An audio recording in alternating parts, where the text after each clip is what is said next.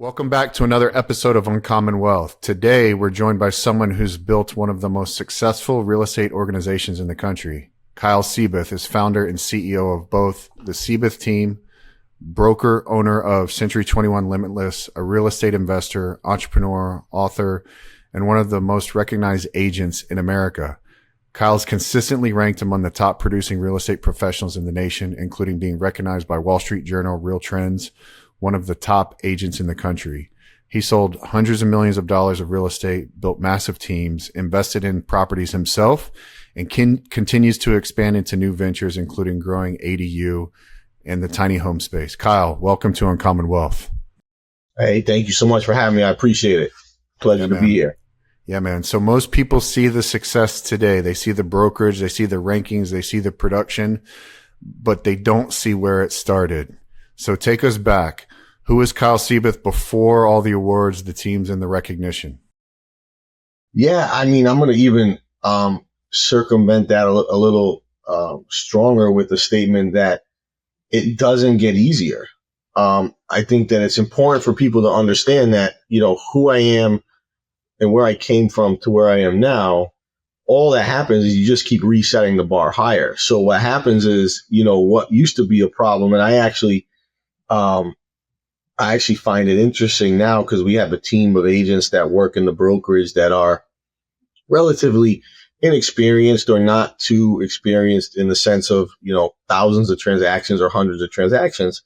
And what keeps them up at night, or what's an issue that they face that they can't kind of fight through, or becomes adversity that becomes too difficult, is something that I can solve in a nanosecond. And I think that what that's a testament to is it's a testament to, as you grow, you take on more, your bandwidth gets bigger, your growth gets bigger, your ceiling becomes bigger, and your floor goes higher. And I think, you know, that's something I don't think people understand, is that, yes, I have a very accomplished past. Yes, I've done a lot of great things that most people would be very happy about. But if you always strive to be better and you always want more, you kind of keep pushing the goalpost and you keep pushing the goal line, and it gets harder and harder and harder. I think at the end of the day, where I came from a middle-class family. I came from a background of athletics. I came from a very good instilled work ethic. Like, my parents instilled a great work ethic in me. So I only knew one way, which was to go out and work really, really hard, because I watched the way that they worked and what they did. And what that did is it got me through high school, played basketball in high school, played basketball in college, went on to work a 9-to-5 in Boston, worked for about 10 years in Boston in financial services, transferred into Rhode Island in financial services as well. And then started real estate in 2011. And then since 2011, I've been pretty engulfed in this real estate game. But I would say now, I'm in the same position as someone who is just getting started and needs to, you know, make that next sale to make their rent. And what I mean by that is, I have so many investments. I have so much stuff going on. I have so much capital outflows that, you know, I think you can understand this, that you have to continue to raise the bar on what you're doing to make sure you can fund everything. And you have to take chances, and chances aren't always good, aren't always bad. But, you know, they tend to, you know, flip back and forth. So long story short, started out in financial services, got into real estate part-time, started part-time in 2011. Now we're here in 2026, been a top 10 real estate agent by the Wall Street Journal since 2019, and just keep trying to perform at a high level. I was having this conversation with a podcast guest not too long ago, and it's a conversation I've been having with my wife for 22 years since we've been married. And the conversation is, it's never enough. And what I mean by that was, you know, you'll appreciate this.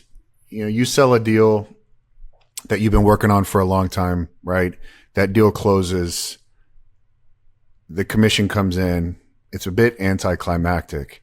And in fact, you know, the pinnacle of that deal was when the client said yes, or you got the agreement to go ahead. The commission is just an after effect of, you know, the deal happening. But it's never enough conversation was, well, when is it ever enough? When is your net worth going to be big enough? When is your liquidity ever going to be big enough? When is your success ever going to be good enough? Because it always feels anticlimactic when that happens. And the discussion has been, I don't know. I don't know if it's ever going to be enough, because what you thought you wanted to achieve, and then you start to achieve that, the actual attainment of that achievement, you've already set the goal higher by the time you get that. Right. And so Correct. what do you feel about that? I think that, so here's my thoughts. Yes, it's never enough until you become to a point where you have eternal and internal peace. And I feel like that is something that we all should strive for, something very difficult to get, something very difficult to understand and comprehend. But I do believe, and I've watched a lot of podcasts and reels and all this sort of stuff recently. It's kind of reels, I would say, not really podcasts. But the guy from Shark Tank, I think, he breaks it down as simplistic and as plausible as possible, and it really resonates with me.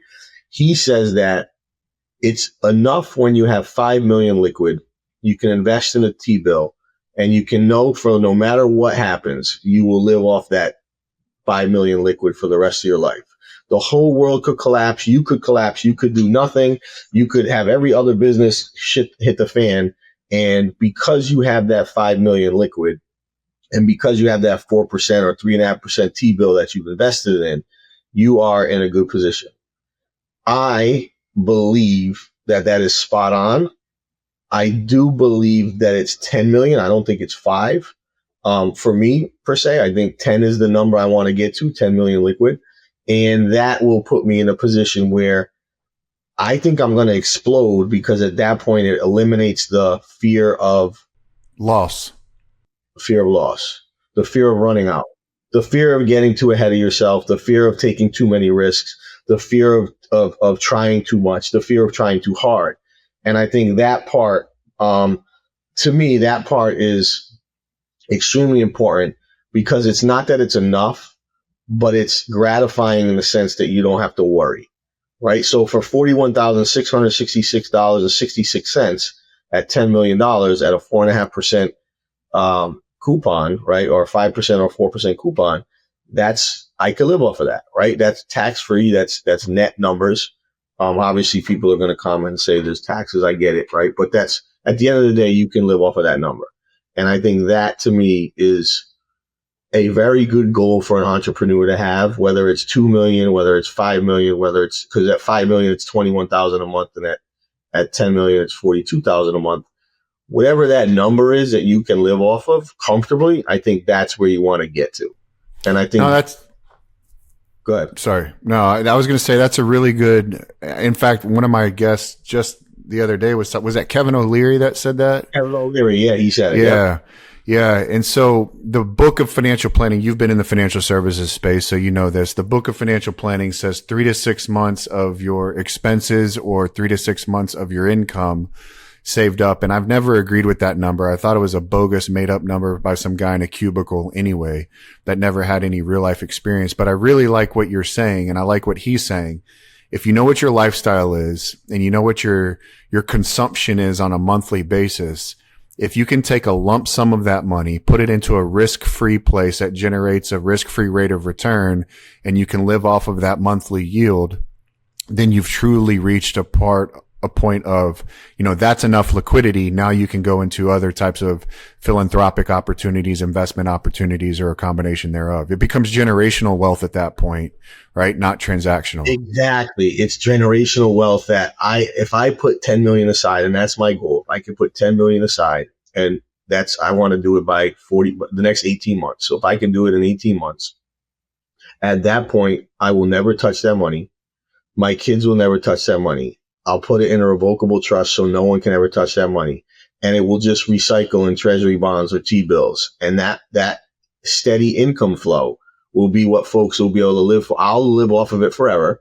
And then I die, and then my kids can split it and they can live off of it forever too. And I think the beauty of what you said was, a guy in a cubicle definitely made that up, right? They made up that rule of having 6 months of expenses, but that doesn't fit an entrepreneur. That fits a 9-to-5er, which is fine, right? If I'm a 9-to-5 person, they say have 6 months tied up, and there's a reason for that. It's because typically if you were to get laid off, you could get back on your feet within 6 months, right? So if I got laid off, I could get back.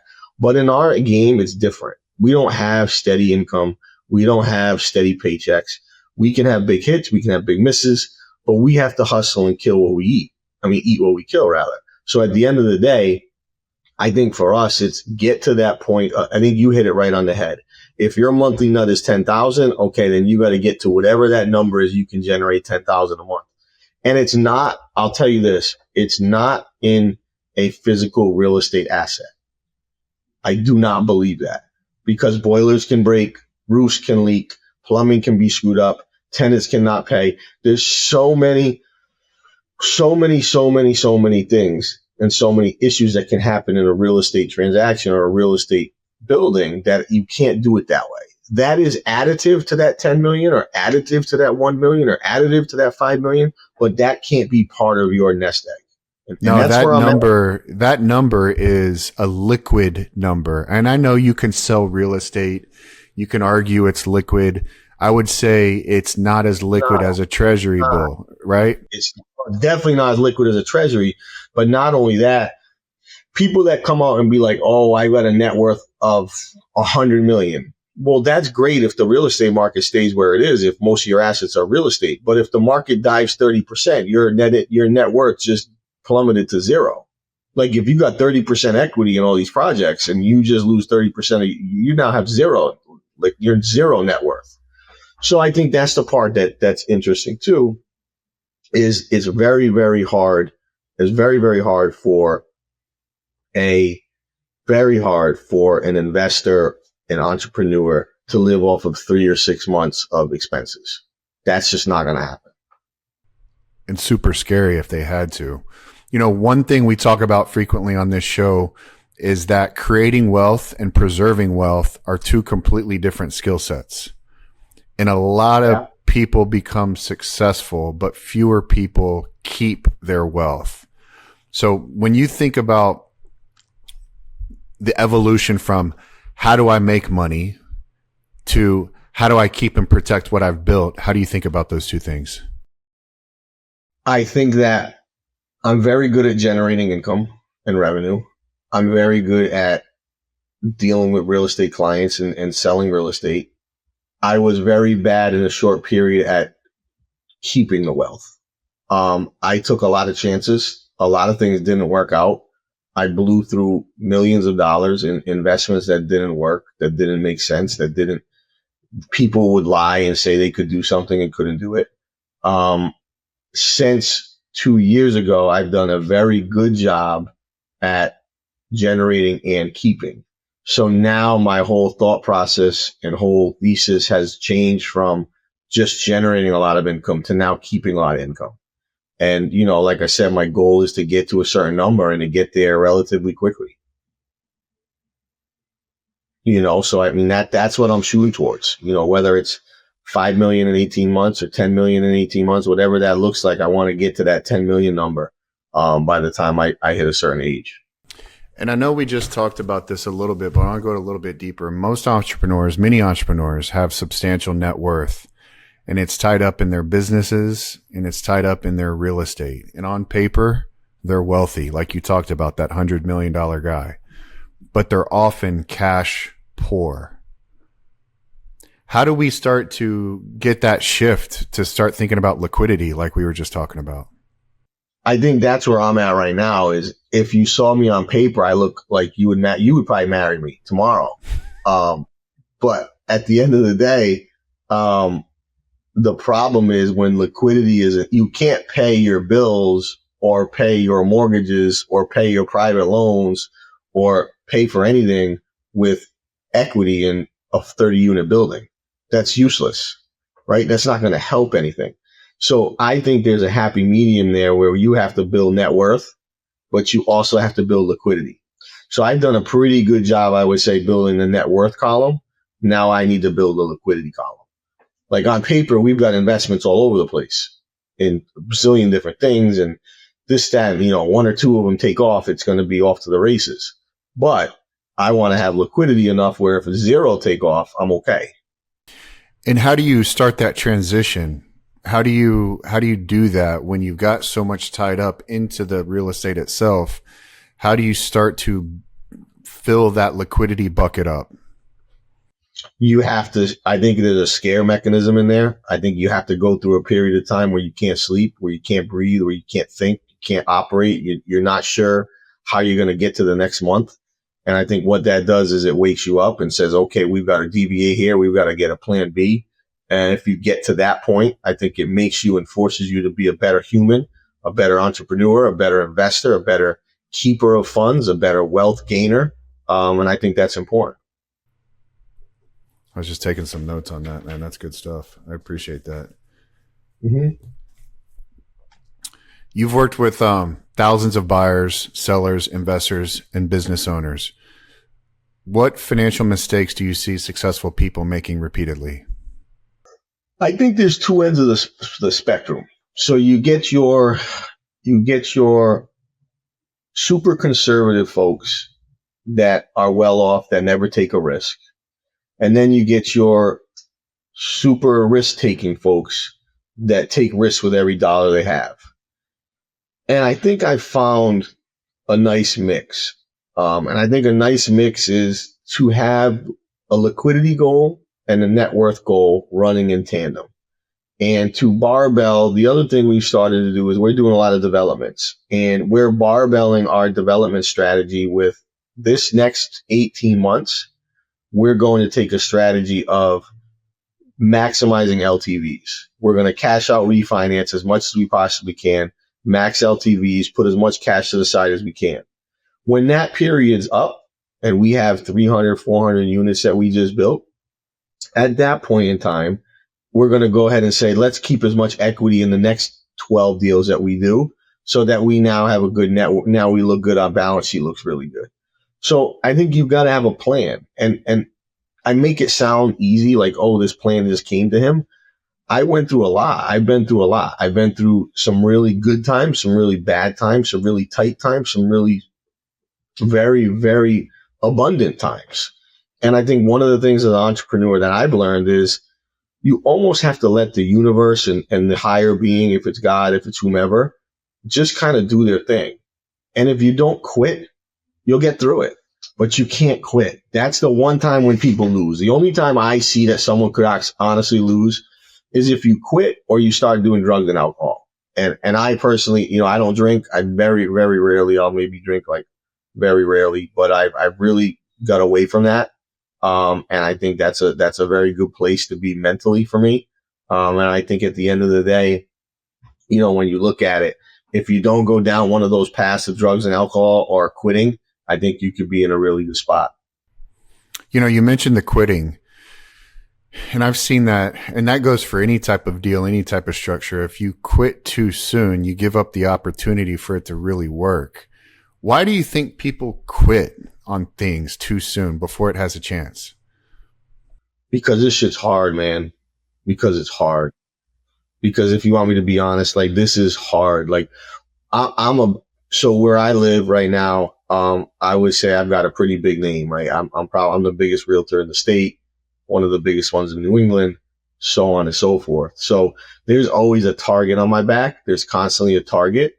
And I think what that does is that makes things really difficult, where you're analyzed, you're scrutinized, you're, looked at for everything that you do. People don't like you without even knowing you. And I think at the end of the day, when you're an entrepreneur, there's no rule book, there's no scoreboard, there's no, no one really knows the playbook on this. So it can get really hard. It's a very difficult situation. It's a very difficult thing for people to do. And it's not for the faint of heart. And it's not for someone who's doesn't have thick skin or doesn't have big, whats. You gotta be out there every day. It is hard, man. It is really hard. And if it were easy, though, everybody would do it. If it were easy, everyone would do it. And if it were easy, would it be fun? No, not at all. right? It would be boring. It would be like working a job, right? We know what the paycheck is we're going to get. We know what we're going to receive. We go home, and that's what we call it a day. You know, one thing I noticed while researching you is that despite everything you've built, people often mention your role as a father. And I'm a father of Yeah. girls as well. So a couple questions on that line. What does success mean today to you compared to what it did 10 years ago? So I think 10 years ago, I didn't really know what I wanted to be, where I wanted to go. I think success now means, as my kids get older, to give them someone that they can look up to, that they can emulate, that they can imitate, and to be a provider for them so that they have a good life and that they can go out there and not settle for a guy that just, can't provide what they're looking for and give the best effort every day. And I think the other part of success is to be able to do what you want, when you want, with who you want. And I think if you get to that point, you're truly in a successful situation. But I think with two daughters, 13 and 10, it's important that they see you in a light that, hey, this guy goes out every day and busts his hump. And that's what we need to do when we get older. Dude, I'm right there with you. Mine are 15 and 13, right? And my two girls. And the thing that I want for them more than anything is that they can be independent on their own and not need, to rely upon anybody for their health or well-being as they get older. One other thing on that, I mean, I don't know your situation and your marital situation, but I was married. I got divorced. I have a new partner now. And I think something that's important there is too, I'm, as much as it stinks to go through that for both parties, it wasn't nice for her. It wasn't nice for me. It really, when you find someone that you get along with, it shows them what they should strive to have. And I think that's important. Right. I think it's important for them to see, because the way that our relationship was not a good one for people to emulate, imitate, and mirror. It just wasn't the toxicity on both ends just weren't good. And when you find the right match and the right partner, it can be a nice thing. No, man, I respect that. I really do. I've been married for 22 years. And we've had good times and some really, really, really bad times. And the thing that keeps me grounded more than anything is I want my girls, my two daughters, to see how they're supposed to be treated by their man when they finally decide who that man is. And the only way I can do that is by showing them how I treat their mother, right? And listen, man, she knows how to press my buttons more than anybody else. She's known me for a long time. And we both have good days and bad days. And I'm very much, a failed human when it comes to that from time to time. But the fact that I can be vulnerable and I can apologize and I can make up and kiss and hug and, tame my ego as much as hard as it is from time to time. The fact that they see that, I hope I'm instilling some good things. So the fact that you're giving your girls a very healthy relationship to view is crucially important, in my opinion. So on your daughters, I agree. Go ahead. No, I was going to say, when your daughters eventually inherit what you've built, I mean, they might not inherit all the buildings, but they're going to inherit, the dollars that come from that. What lessons do you hope that they carry forward from you? This is probably one of the more frustrating topics, in my opinion, because I feel like you build easy times for people. And when you build easy times for people, it builds weak people. And I pray and hope that it doesn't do that, because they were able to not face much adversity and because they were able to not really have to miss anything or, so struggle, I want hope, for anything. Yeah. I hope that, hold on one second. Sorry about that. I hope that at the end of the day, they can build some work ethic and some pride and some oomph, but, not 100% sure what that looks like. You try to give them the best life, but at the same time, are you really, one of the things that helped me out was I had to work for everything. So that was very helpful. When you don't have to work for everything and it's given to you and you get spoiled a little bit, how helpful is that? But then at the same time, we're able to give our kids stuff we didn't have. So it's like that. It's like that reel that the guy shows. I think one of the football players was talking about it. My dad drove a Chevy. I drove a BMW. My kids will drive a Porsche. One will drive a Lambo. Their kids will walk again. And it's because at the end, when it becomes so easy, they mess it up. And you can't control that, right? At the end of the day, you can't control that. You can kind of control that. So maybe not fully, but, I do a lot of work with asset protection and estate planning and tax mitigation strategies. And one of the things that I've seen that the tax attorney or the estate attorney has been throwing into the trust structures is something that says, okay, in the event you died way too young and your kids inherit the money, then you can put like provisions inside of the trust that says, okay, girls, you can only take a distribution from the trust equal to whatever your W-2 earnings are, or your 1099 earnings, or your K-1 earnings. You can match the distribution of what your income was. Yeah, or you can take a certain amount out for a car, or you can take a certain amount out for the purchase of a down payment on a house, where they don't become trust fund babies, like lazy trust fund babies, right? Or trust fund kids. There's certain things that I'm seeing put into the trust that allows you to put gates and control the distribution so they don't waste everything. But that doesn't address the values that they need to be left with. So that's my next question for you. What's more important, leaving assets or leaving values? Values. 100% value. Yeah. And how intentional are you about passing down those values right now? They're not there yet. They're very young. They're not there. They're just not there yet. I think they're just very. I'm the kind of guy that can really teach when you get to a certain point in time. Right now they're just young children. Right. And I want them to have fun and have a good time. And they're very innocent kids. They're not wild. They're not crazy. And I think as you grow and you become more mature, I think that's where there's mistakes I made that I can stop. There's so many things that I did that I'm going to stop. And if they decide to go this route of owning a business, I can be a massive help to them. So that's really where it comes down to. I love that. And yeah, but they can also, I would challenge you as a dad that's a couple years ahead of you.